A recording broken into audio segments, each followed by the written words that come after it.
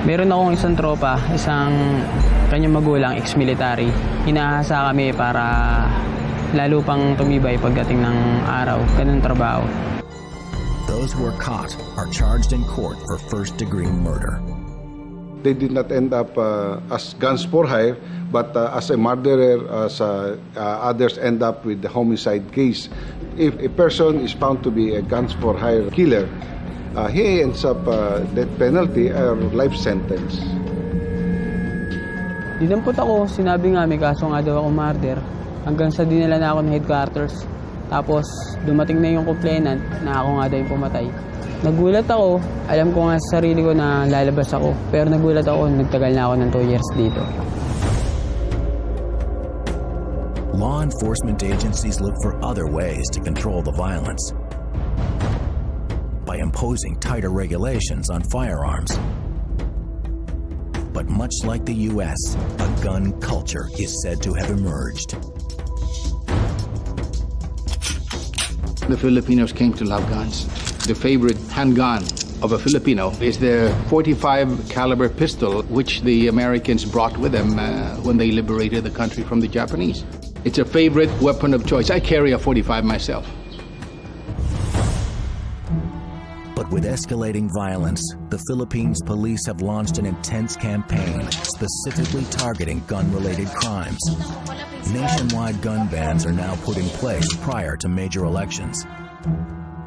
The bans prohibit civilians from carrying firearms outside of their homes, with thousands of checkpoints established across the country. But we're very strict, particularly on the implementation of the firearms law, especially after looking at the crime statistics and the crime mapping. It will tell us on what particular hour of the day or night firearms are being used. So we do a lot of checkpoints to check on vehicles and even motorists to check especially on firearms and drugs. According to figures released by the Philippine National Police, the bans resulted in an almost 70% drop in crime across the country. But more work remains to be done, especially when firearms can easily be acquired on the black market. A .45 caliber pistol legally costs 90,000 pesos. You can get a gun for as low as 5,000 or even lower. Guns abound in my country. It's easy to find a gun. When it comes to the manufacturing of guns, the criminal mind finds new and disturbing ways of creating potentially lethal weapons. Ang ginagamit namin pagbuo ng baril, toy gun, saka yung pusrad ng pleta, tornilyo, 2, isang gis, isang 12, saka po lagare, saka pandikit. Beginning with a toy gun, illegal gun makers in the Philippines are able to fashion a real firing device out of household items, a weapon capable of taking a life. Hindi rin namin kasi kilala kung sino. Hindi kasi pagkaano sinasabi lang sa amin. Order sila, halimbawa order sila ng 3. Gagawa namin kasi lang di namin kilala. Pagka gantong hindi ganba, nakakakuha ng mga 3 sa isang buwan. Minsan sumasobra pa, pagka may order lang. Basta kami, ginagawa lang namin. In-order sa amin, pagka binayaran kami, tapos na yun, wala na kami pakialam sa kanila. With no end in sight to the rampant poverty that plagues Philippine society, there are likely to be more willing young men who view contract killing as a legitimate option for a better future. In the process, they draw the attention of specialized police who are now targeting the assassin network. In Metro Manila, we don't have a list or a big number of private armed groups, PAGs, and we have a campaign to be able to remove this group, disarm them, identify them, and disarm. This is a year-round thing. Because of poverty. I mean, the Philippines is still a poor third world country. Our history is a history of struggle, the ordinary man's everyday struggle against poverty. So, you know, it's if you offer someone money, even if it's just, you know, probably a few dollars, you're going to have a hired killer who can kill people. But poverty is no excuse for murder. For the victims that have experienced the cruelty of the professional assassin and a society that has long grown weary of violence and bloodshed, the killings cannot come to an end soon enough. May ada ko pagbago kay kung makakuha na ko ito na ako mga anak. Magpagkatapos na ako mga anak, magbabago na ako kay may da naman nagsusuporta ako. Mabubuhay naman ako nila.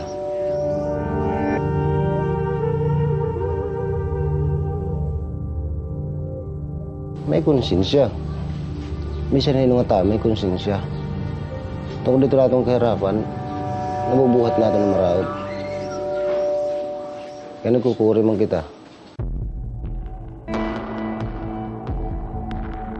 Well, my message for the gun for hire groups or those people who perpetrated my failed assassination or the whole industry of the gun for hire.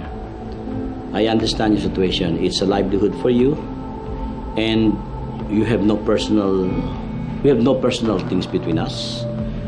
You're not mad at me. Somebody just paid you, and you don't even know who paid you. So I'm lucky, but those others will not be lucky. Some of your targets. Remember that one day you die too. If you believe in God and you believe that there's second life, well, during that judgment day, when you are on their dying bed, you remember that you killed a lot of people who don't know the reason why they were killed, and let's see each other in the second life.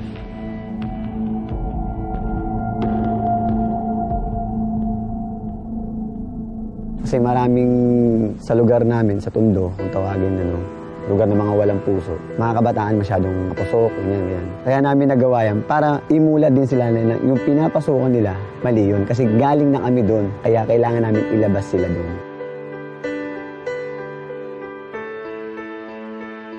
Kasi pag di nila nilabasan yun, it's either punta mo, ospital, kulungan, at simenteryo.